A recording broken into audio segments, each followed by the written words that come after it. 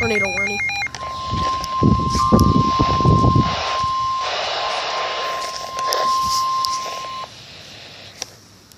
The National Weather Service in Norman has issued a tornado warning for northeastern Johnston County in southeastern Oklahoma, western Atoka County in southeastern Oklahoma, southwestern Cole County in southeastern Oklahoma, until 5:45 p.m. Central Daylight Time.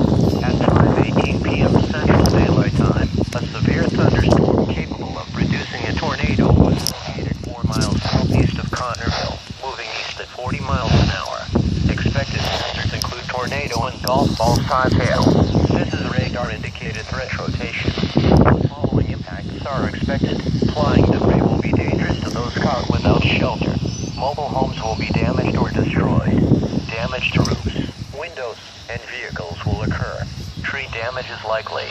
Locations impacted include Wapanucka, Bromont, Olney, Marina, and Connerville. Take cover now. Move to a storm shelter. Safe room or an interior floor of a sturdy building. Avoid windows. If in a mobile home, a vehicle, or outdoors, move to the closest substantial shelter and protect yourself from flying debris.